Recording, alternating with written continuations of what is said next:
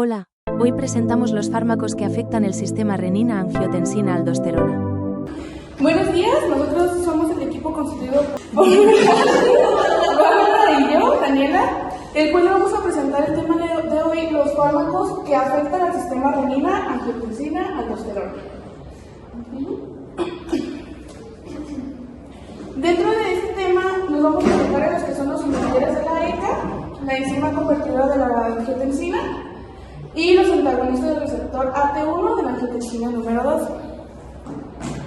Y bien, ¿qué es el sistema renina-angiotensina-aldosterona?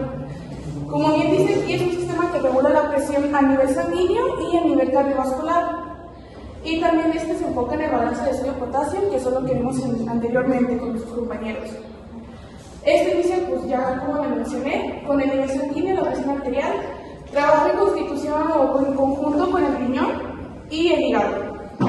Y pues también con la aldosterona, que esta también, su función, una de sus funciones principales es el aumento de sodio y también el agua.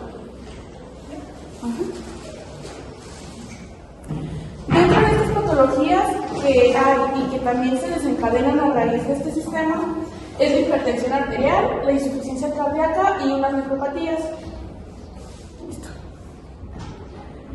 Pero nosotros vamos a enfocar a lo que es la hipertensión arterial y la insuficiencia cardíaca. Y la hipertensión arterial, pues es un aumento persistente de la presión, y la insuficiencia cardíaca, pues es lo contrario.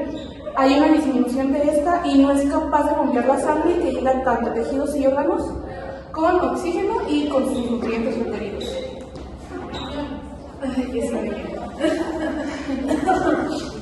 Bueno, pues vamos a empezar con los inhibidores de la ECA. Pues típicamente los inhibidores de la ECA bloquean la conversión de angiotensina 1 a angiotensina 2 y así reducen la vasoconstricción.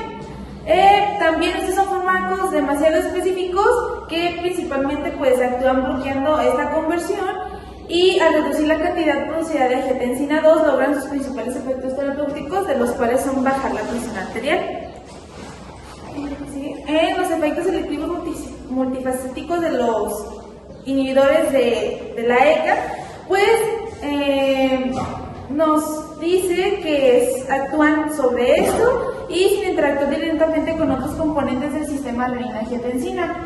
En este proceso existe la bradicilina y las prostaglandinas. Estas contribuyen un poquito en los efectos de estos inhibidores, y incluso una sola dosis de los inhibidores puede disminuir significativamente la presión arterial en individuos con niveles bajos en sodio. También los inhibidores, un punto importante, no te pueden bloquear directamente la angiotensina 2 que ya está formada. Estos actúan a partir de la angiotensina 1, la inhiben la enzima convertidora de angiotensina y ya no existe angiotensina 2. También estos bloquean, van a bloquear la ECA, por lo tanto la bradicina aumenta.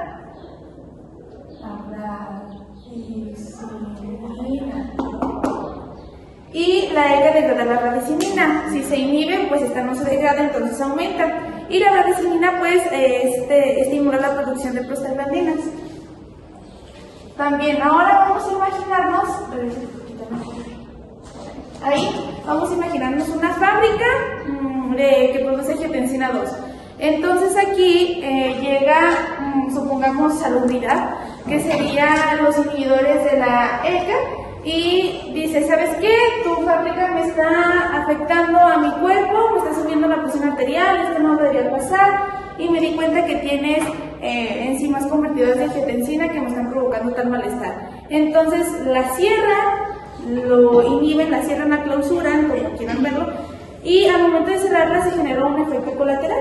Este efecto colateral es que se acumula la sustancia, que es la bradicinina. Entonces, esto ayuda un poquito más, pero el efecto principal en sí es para la producción para evitar la producción de angiotensina 2.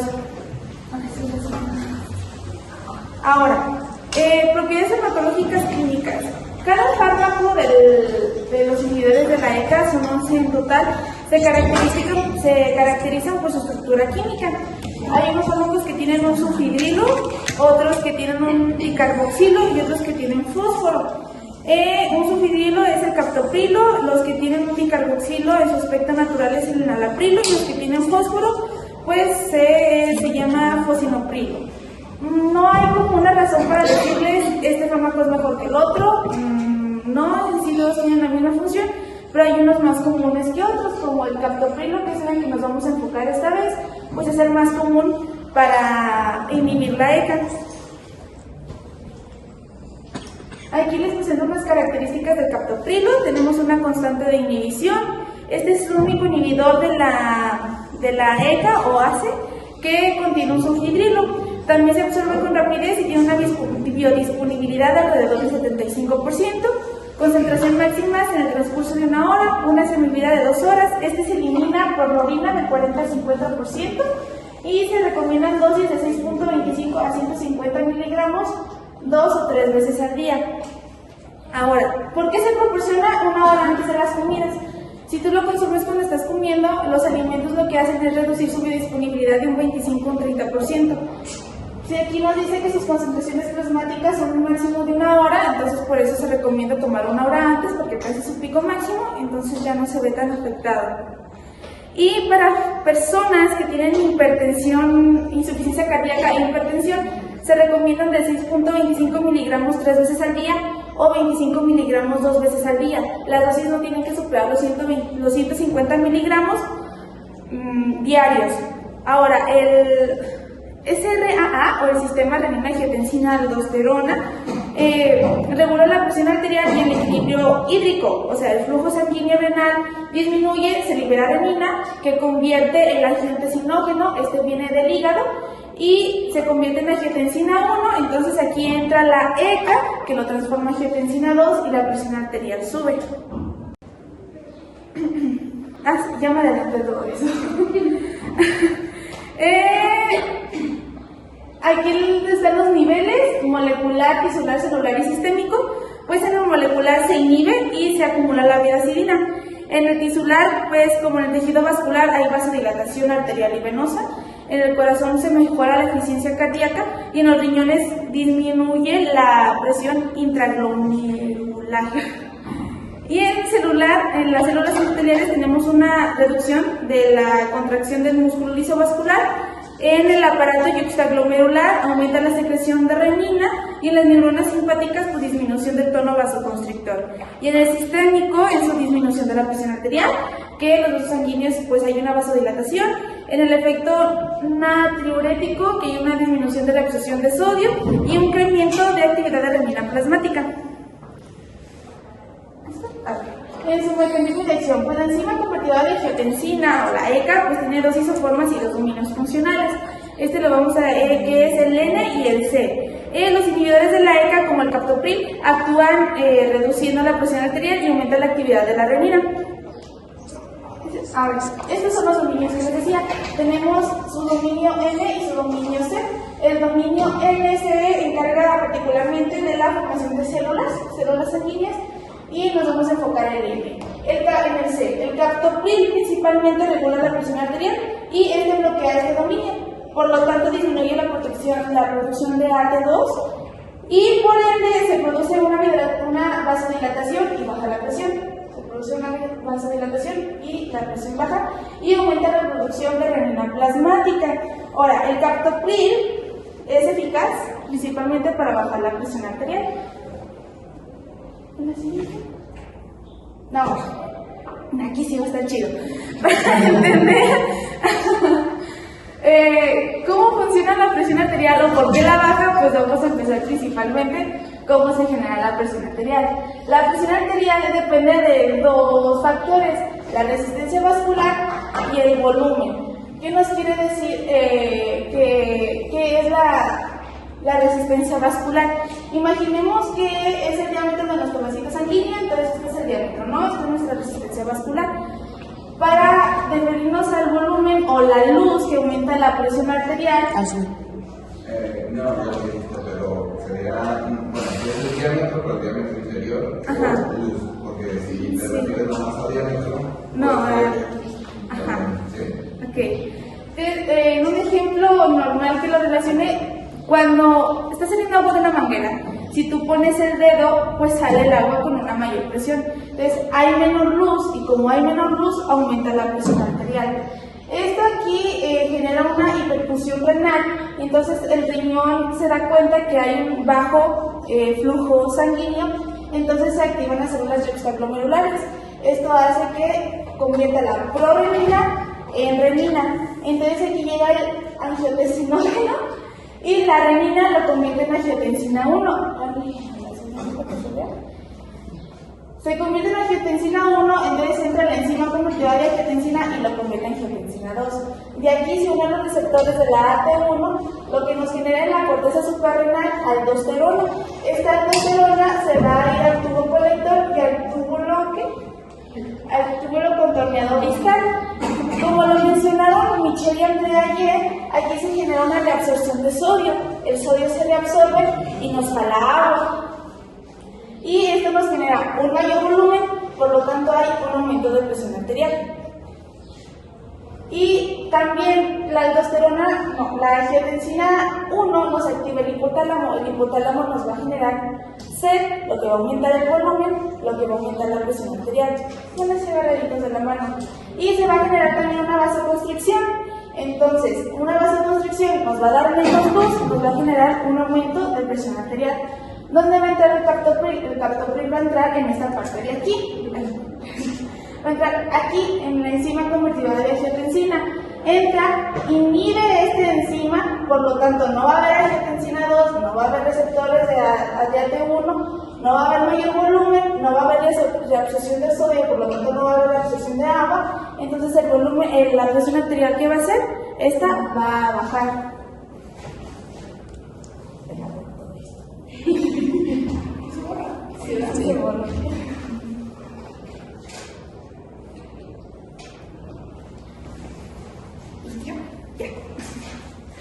Y pues les puse típicamente una tablita, porque en sí son 11 fármacos, entonces no se los iba a explicar todos cada uno. Entonces esta tablita pues en sí nos resume cómo se absorbe, se metaboliza, se excreta, se inhibida, concentraciones plasmáticas, cinética de eliminación y posología de dosis.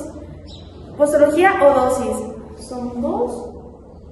¿Ven a la siguiente? Ajá. Y llegamos a las aplicaciones terapéuticas de los inhibidores de la enzima convertidora de angiotensina y su resumen clínico.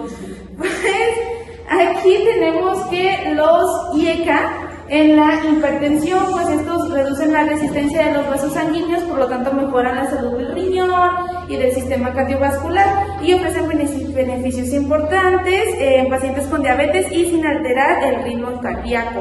En pacientes con disfunción sistémica del ventrículo izquierdo, pues mejoran significativamente la función del corazón, reducen el riesgo de tener muerte y hospitalización y aumentan la calidad de vida y disminuyen el esfuerzo cardíaco y mejoran la estructura del corazón. En infarto agudo de miocardio, estos reducen la mortalidad, especialmente en pacientes con alto riesgo, ya sea que tengan hipertensión o sean diabéticos. Este se considera como administración inmediata y mantenerse en un largo plazo. También con pacientes que tienen insuficiencia renal aguda, pues estos protegen los riñones, que serían los nefroprotectores, y especialmente en pacientes diabéticos donde frenan el daño renal. Y sin depender de la presión arterial, ayuda a otras enfermedades renales, afectando sobre la presión y las células del riñón. Y como efectos adversos tenemos la hipotensión, tos, hiperpotasemia, insuficiencia renal aguda, potencial fetopático. Esto quiere decir que en el segundo o tercer trimestre más o menos del embarazo puede causarle al feto como oligodramias, retraso de crecimiento y muerte fetal o neonatal. También tenemos angioedema, disgeusia, que esta es como una alteración del gusto, pero esta es irreversible, especialmente sucede con el captopril. Tenemos neutropenia y glucosuria, que esta es cuando orinan glucosa, o sea, hay glucosa en la orina. Hepatotoxicidad e interacciones farmacológicas. Bueno, yo dice bloquea el receptor de AT1 impidiendo que la angiotensina 2 pues lleve a cabo la vasoconstricción y la liberación de aldosterona, que más adelante les voy a explicar por qué trata de evitar esto. Y pues bueno, cómo se lleva a cabo estos bloqueadores y en qué nos ayudan. Para eso más adelante también les comento todo el rol que conlleva lo que es la angiotensina 2.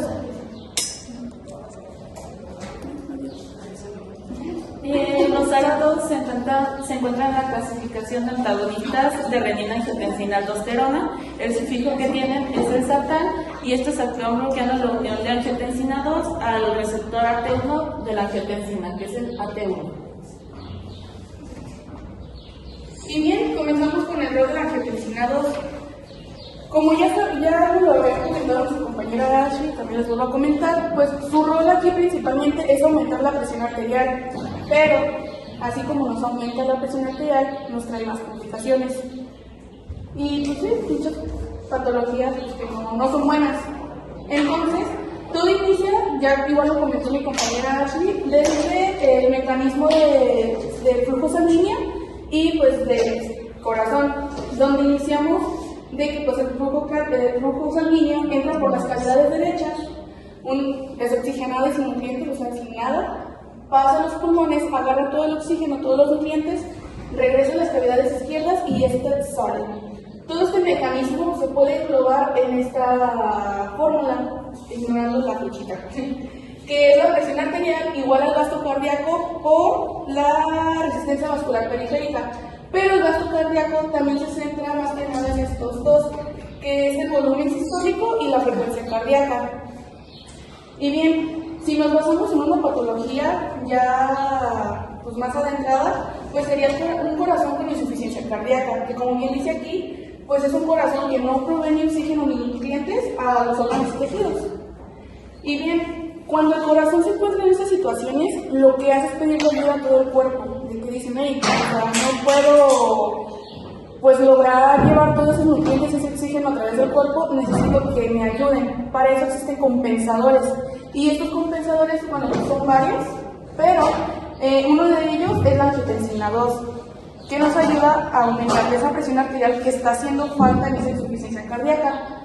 Y bien, ahora sí ya más adentrándonos, si nosotros presentamos una baja presión arterial, aquí quienes entran a trabajar en conjunto es el riñón y el hígado. El riñón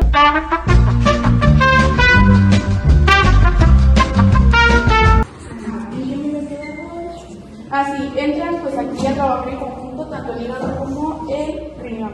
Sí.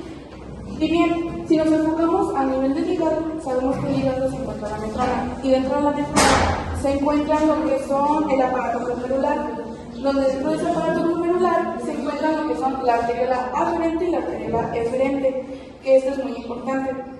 Dentro de la arteriola eferente también se encuentran las células yuxtaglomerulares, que ya había mencionado mi compañera Ashley. Estas les llega ese aviso del corazón que dice, hey, ocupo que me ayuden, necesito un compensador, así que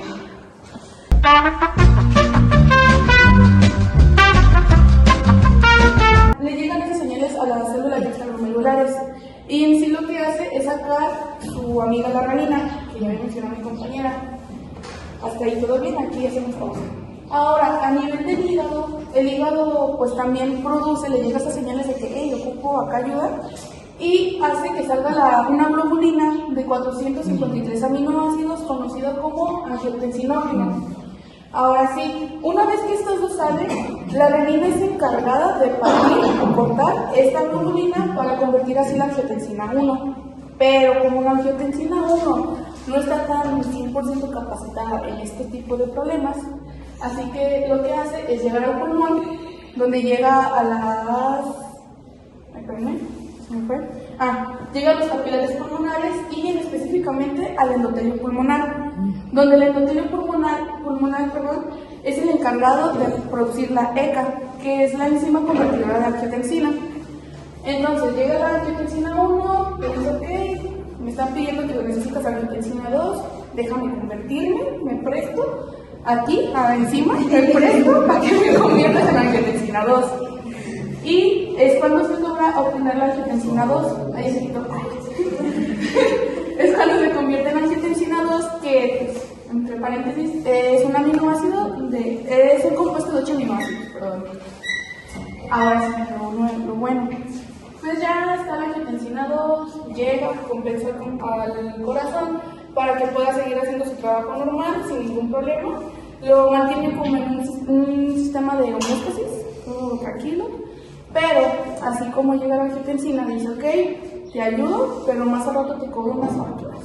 O sea, no es ya gratis mi ayuda aquí.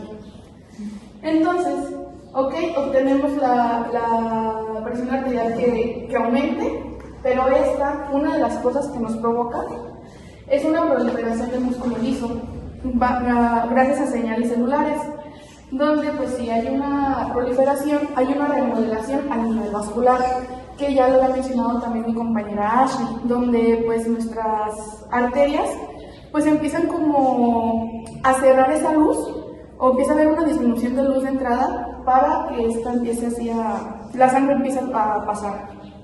Y si siempre y cuando se encuentra una remodelación dentro del cuerpo en lo que sea, va a haber una fibrosis, en donde también la fibrosis se ve llevada a cabo en el corazón. Y pues en el corazón igual hay una remodelación cardíaca donde aumenta esta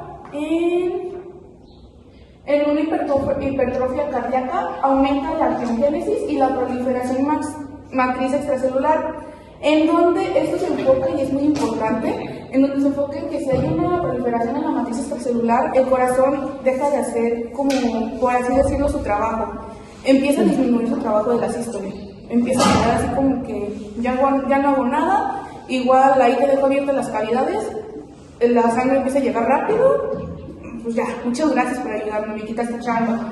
Pero pues a un tiempo alargado, pues esto se afecta, porque prácticamente el corazón deja así como de dejar de funcionar.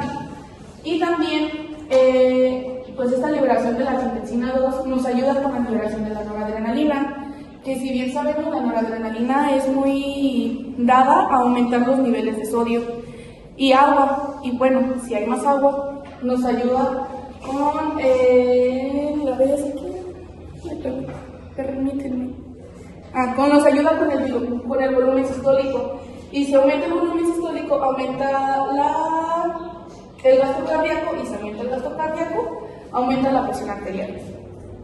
Y bien, también nos afecta a nivel del hipotálamo, en donde cuando nosotros presenciamos este tipo de, pues sí, de patologías, o en donde estamos llevando a cabo la angiotensina 2, nos produce mucha sed. Es uno de los indicadores que dicen, está mal esta persona a raíz de cosas cardiovasculares.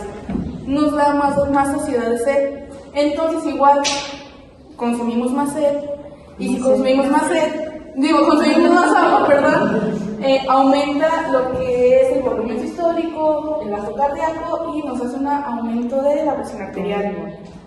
Pero, como ya sabemos, este también trabaja en conjunto con lo que es la aldosterona, que la aldosterona es un compuesto que también le encanta aumentar el sodio y el agua, que ahí más que nada se refleja con la ósmosis. Entre más agua, más sodio, o entre más sodio, más agua, empieza a traer óxido. Ocupan casi estar a la par. Y a nivel de las arterias, hay un aumento anormal de la endotelina, que también está relacionado con lo que comentó mi compañera. Empieza, pues también dentro de esta la vasoconstricción, empieza así como a generar, pues, a cerrarse el diagrama ¿cómo me has dicho? El haz de luz. El haz de luz empieza pues a cerrarse y empieza a cerrarse dentro de esta. Y de ahí se derivan más cosas. Como ya sabemos, hay una agregación plaquetaria dentro de nuestro cuerpo. Esta aumenta, lo que conlleva a trombosis. Y así como aumenta esto, también tenemos al nivel de... Permítanme. Así. Al nivel también de esto, que es el PAI-1, es el inhibidor del activador del plasminógeno, y también está llevado con todo lo de trombosis y la agregación plaquetaria. Así que agreguemos estas tres cosas. Empieza una vasoconstricción ya muy frecuente, hay una agregación alta de plaquetas, y aparte el inhibidor del activador del plasminógeno nos lleva a una trombosis ya muy severa, o sea, está sí o sí muy dado a que te dé trombosis. Y ahora al nivel del riñón, exactamente en la glándula suprarrenal o la corteza suprarrenal como ya les había mencionado hace ratito, está lo que es la aldosterona, que le encanta aumentar los niveles de sodio y de agua. Aumenta la reabsorción, perdón. Y esto se lleva a cabo dentro de los túbulos contorneados. Y bien, si hay más sodio, hay más agua, que ya les había dicho tanto en esta, como no me acuerdo en otra. Pero si hay más agua, aumenta el volumen sistólico, aumenta el gasto cardíaco y aumenta la presión arterial. Y pues ahora sí, a nivel del riñón, pues la angiotensina 2 actúa, ahora sí ya tenemos para acá, la angiotensina 2 actúa en la arteria deferente, donde empieza hasta así como a ser más compacto esta arteria, y todo lo que entre pues empieza a reabsorberse en más cantidad y aumenta el flujo glomerular. Y pues ya todo. No sé si me voy a entender o no. ¿O les quedó dudas? Bueno, en pocas palabras, pues la angiotensina en cierto punto sí nos ayuda para lo que queremos, pero nos genera más patologías que a veces no tomamos en cuenta. Y pues por eso a veces también es necesario que esta se inhiba. Y pues en sí, la angiotensina 2 actúa en los receptores AT1, que están en esta parte de aquí, y los medicamentos ARA2 bloquean los efectos del AT1 y ayudan a disminuir todas estas situaciones patológicas que ya les mencioné. Y pues los IECAS bloquean específicamente en la parte de aquí del pulmón, en los endotelios pulmonares, para así como de una manera, pues muy indirectamente, también nos ayuda a inhibir la producción de la angiotensina 2. A ver si le puedes dar. Y bien, ahora sí el mecanismo de acción ya como más centrado, pues empezamos donde los ARA2, o sea, ya imaginando que nos damos un medicamento, telmisartán, losartán, valsartán, el que sea.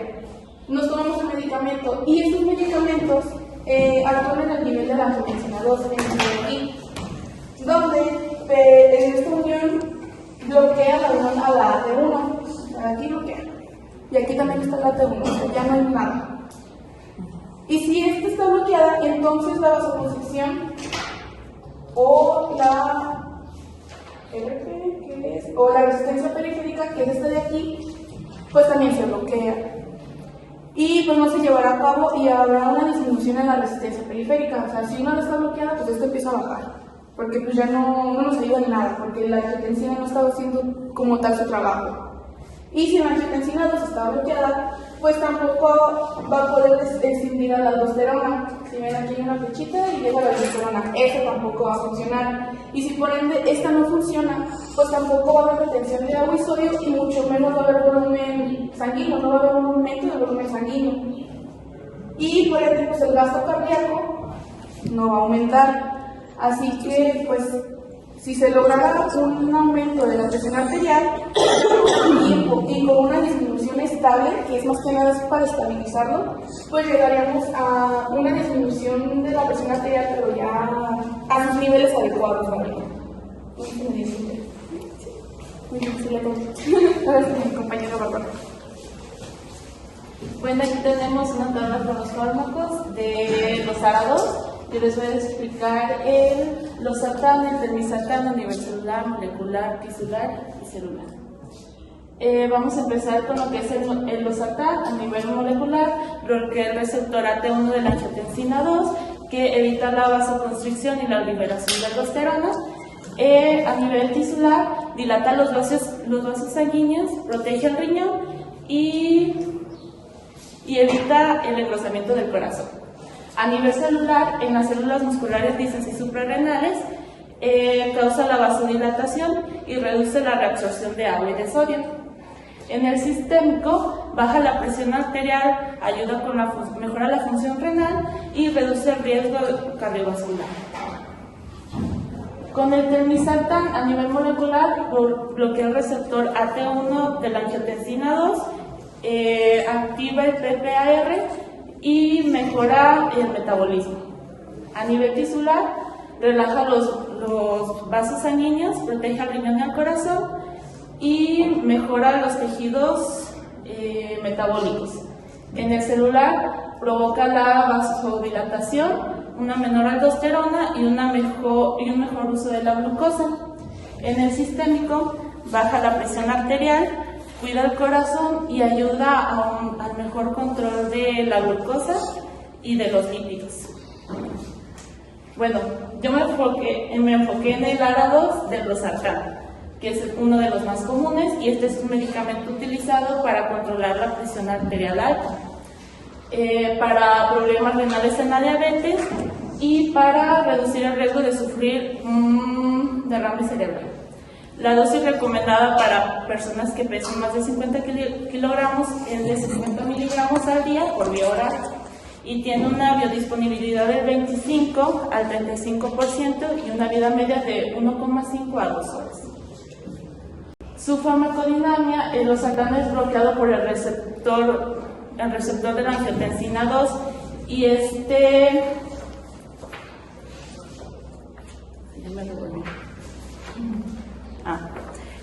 trata la hipertensión, la nefropatía diabética y los riesgos de accidentes cardiovasculares. Tiene una larga duración ya que nada más se administra una vez al día.